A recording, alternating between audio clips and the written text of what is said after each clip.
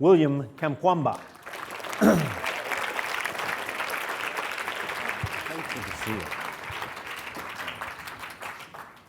Thank you. Good afternoon. Thank you. It is really a great honor for me this evening to share my story with you. I grew up in a small village in Malawi. I grew up in the family of 7 children, all sisters, excepting me. So life wasn't too easy for me growing up, especially at school. Some boys who always try to pick on me because I didn't have an elder sister. I didn't have elder brother to protect me. So I guess I was so stubborn. Instead of telling my elder sister that these boys are bothering me, I didn't do that. I was like, oh, if I'll do that, then I'll look weaker in front of my sister. So I just keeping getting those punishment from other boys.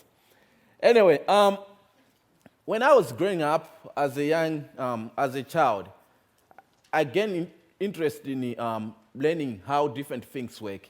I was really interested in different things in terms of science to get understanding how does it work. I remember sometime asking people, how does the car work? They will say, you know what, the car, you just put in gas and then you start the engine. That's how it works.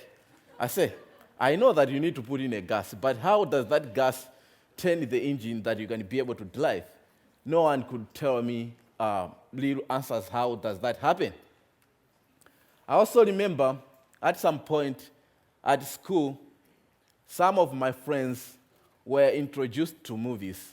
So they'll come back to school that morning, they'll start explaining what they have seen in the movie. They're like, oh, last night we watched this movie, people were jumping up and down and running a little fast, doing all this action, but we are seeing it in the piece of a grass. I was like, how is it possible to see an image of a person doing some actions on a piece of grass?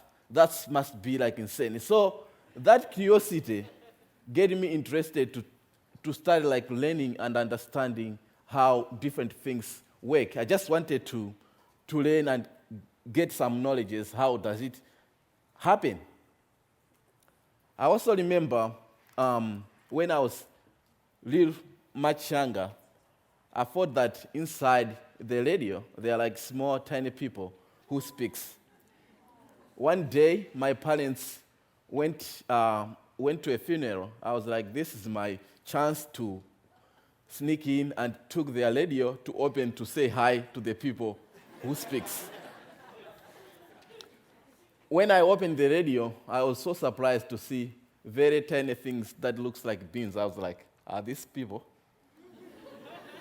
How can I tell if they are people? Being a child, I was like, oh, it's easy. I'll just pinch one of it. If they are people, they'll feel some pain, and then they'll be screaming leave us alone. I did that, nothing happened. So from there, I started removing one component after another, trying to notice what was happening. Then later on, I was able to learn how to fix radio. So as time goes by, when I reached up grade 8, in Malawi we call it standard 8, when I had to finish up my primary school, I wrote my exam, and then I was able to finish it up. I was selected to go to the community high secondary school, which was just next to my village. But at that particular year, in Malawi, there was drought, and a lot of people didn't harvest enough crops.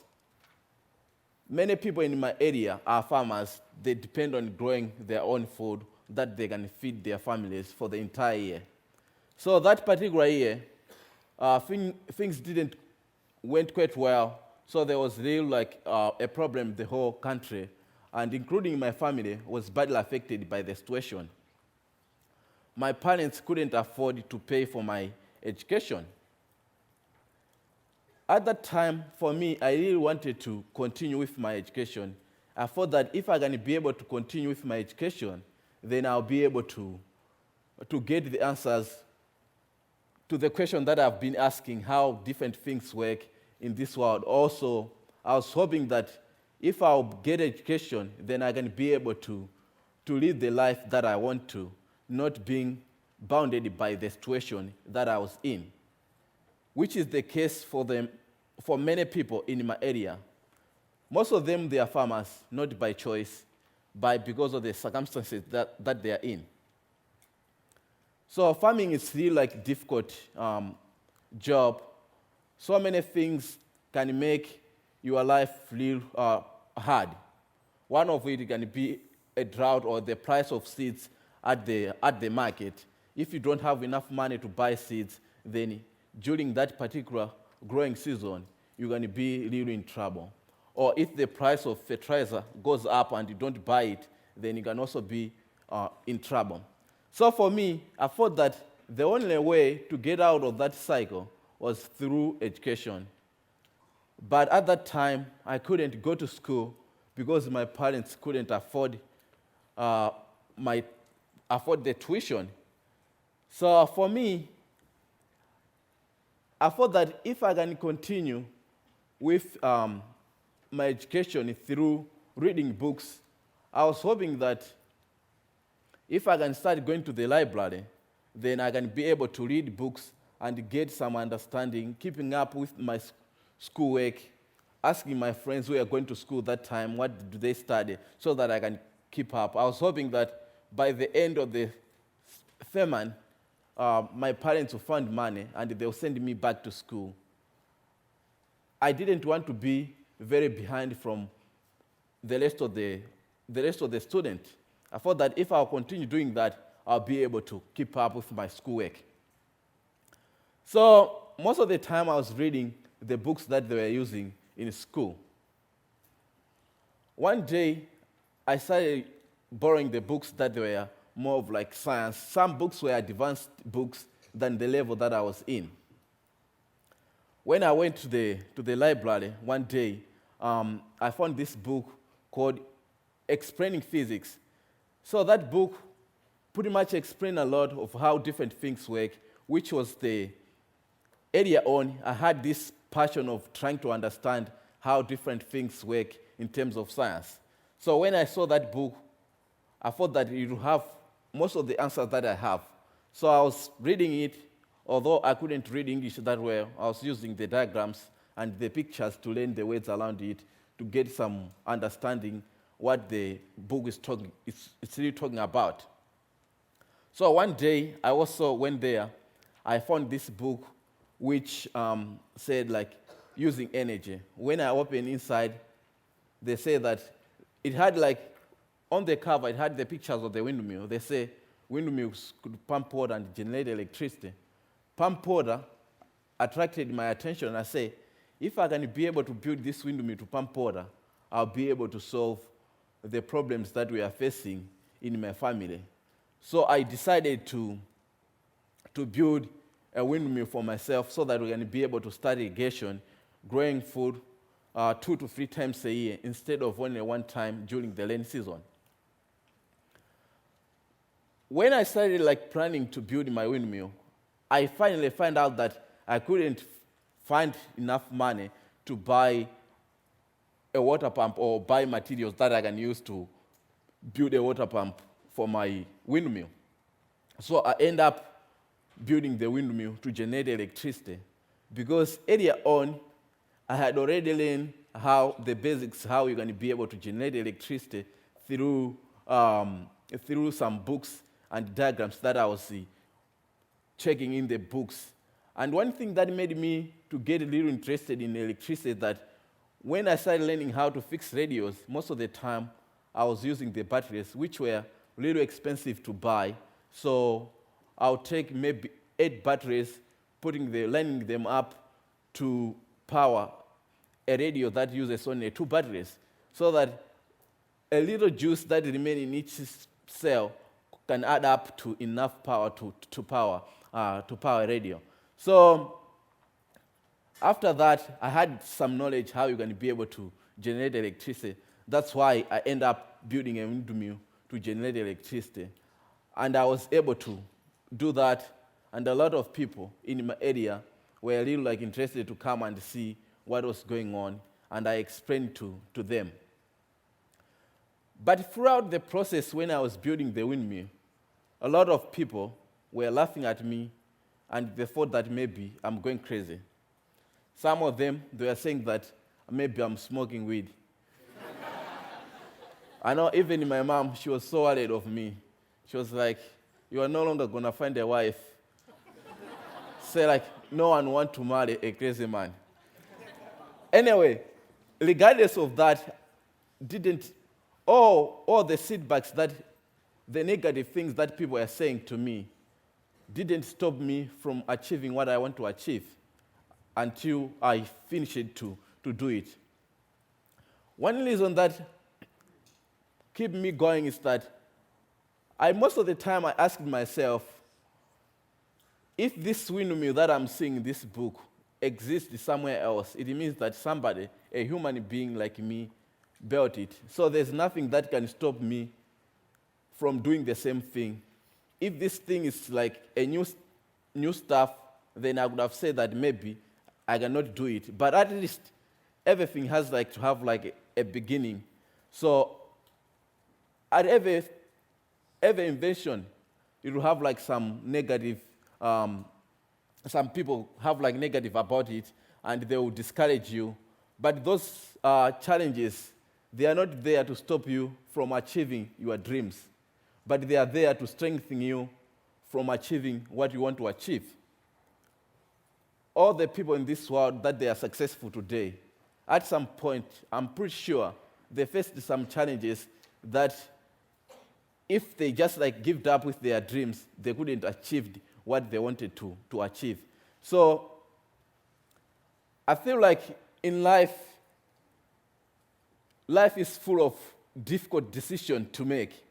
But if you have like a passion for something, it's real easy to make a decision and to think what you want to do.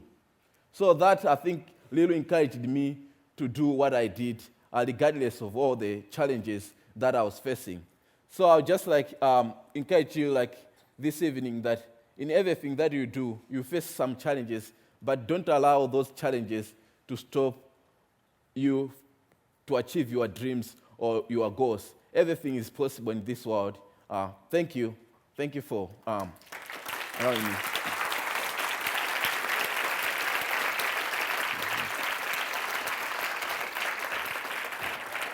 I actually want to start the question asking because I know a little bit about what went on when you were building your windmill.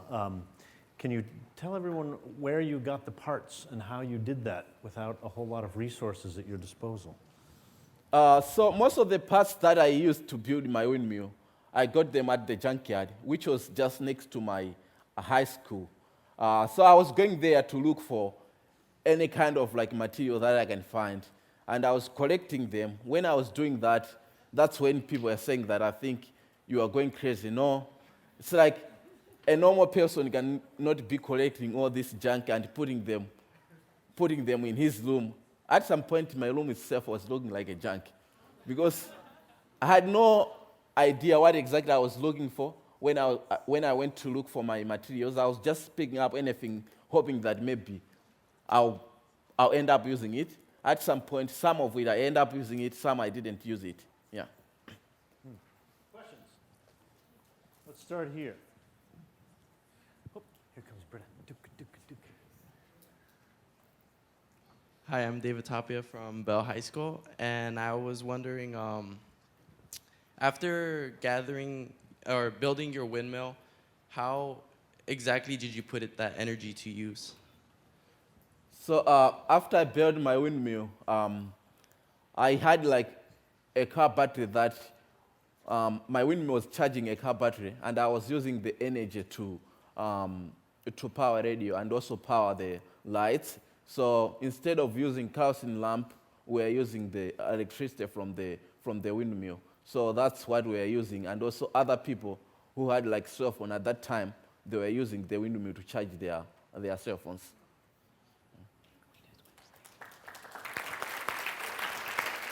Say that again? Oh, great. Okay. Hi, I'm Mark from West Adams Preparatory High School. How long did it take you to build your windmill? And with, like you said, all that negativity, what you do to like get away from it? So it took me 3 months from the starting point until the time that the windmill was starting like working.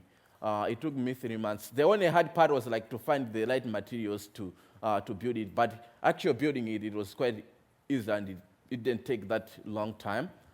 For all the negativities, I think at some point when people ask me, what exactly are you doing?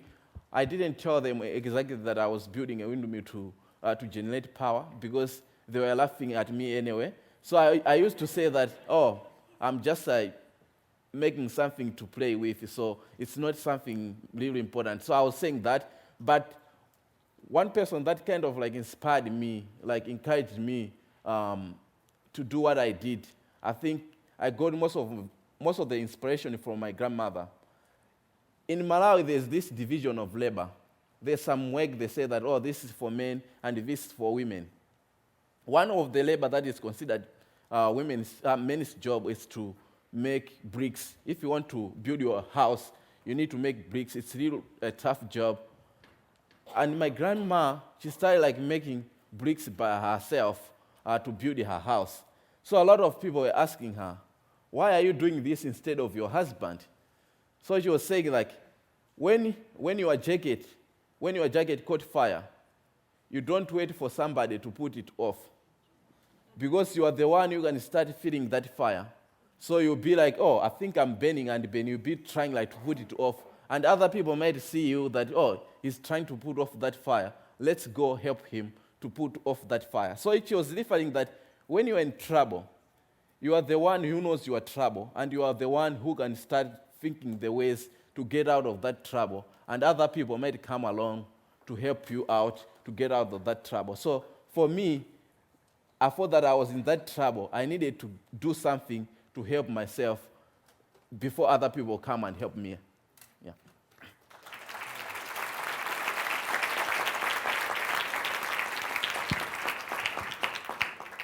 Hello, testing, 1, 2. Okay. Hi. Hi. Just first off, has anyone ever said that you're really...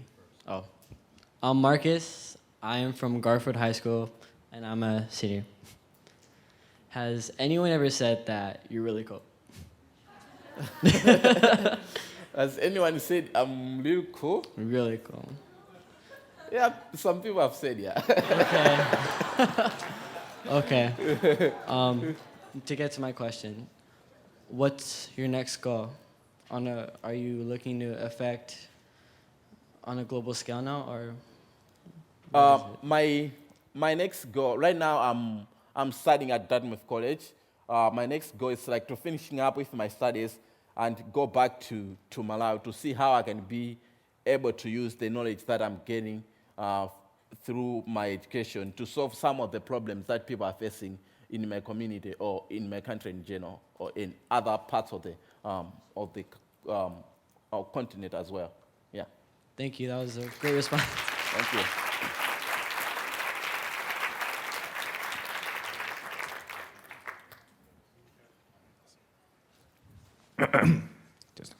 My name is Mervyn Oburo, and I'm from John F. Kennedy High School. And I have a question. I understand you're a co-author of the book, The Boy Who Harnessed the Wind.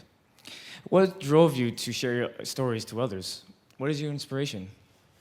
My inspiration to share my story with other people is that I saw like in this world, like there's so many talented young people all around the world, but some of them, they are not coming up with their dreams, their ideas, because of the situation that they are in. So I thought that if I can be able to share my story with them, then they might be seeing the situation that I was in, but I was able to do this, then I think they might get encouraged to come up with their ideas, to do what they want to do with their life. So I thought that if I can be able to share my story with them, then it will be able helping them. Although some of them, they might have like totally like different challenges than the challenges that are in, but challenges are challenges. They can simply like stop you from doing what you want to do. Yeah.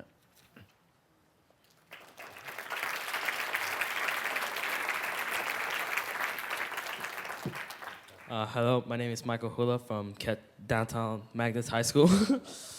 And my question is, how do your friends who gave you negative comments react after you built the windmill? My friend that gave me negative feedback after building the windmill. So now, after I built the windmill, they were just like coming and starting like appreciating when the windmill started working. They said that we didn't know exactly what we were doing. That's why we are having the saying all the negative part. But for me, I didn't really like care of what they were saying, because at that time I thought that maybe they didn't know exactly what I was doing. So I talked to them, like we chat, we talk about it, we laugh about it. That sometimes you can laugh something that is really like important if you don't know. So yeah.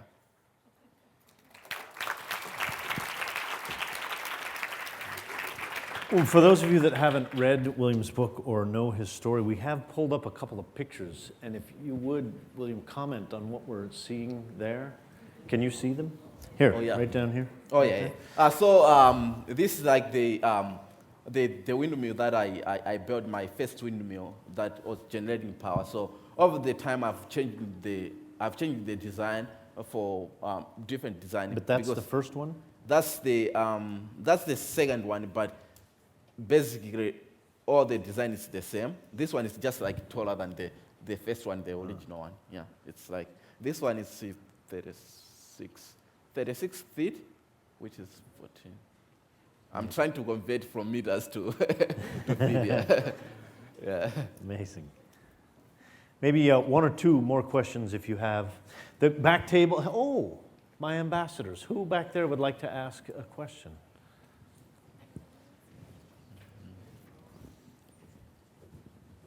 Hi, I'm wondering if you can tell us What's your name? Oh, sorry. My name's Jonathan. I'm an ambassador. And I'm wondering if you can tell us what you're studying right now at Dartmouth, and if you have any projects that are going on right now in your village that you're taking part in. Right now I'm studying environmental studies, and I'm also doing mine engineering.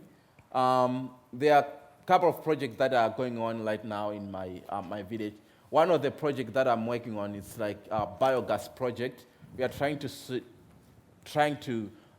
see how we can be able to use biogas to generate gas for cooking, because most women in some areas, they spend a lot of time looking for firewood. So we are trying to address that problem by using biogas. So that's one of the projects that we are working on. And last summer, I also went with some Dartmouth students to Malawi to also work on the solar energy project.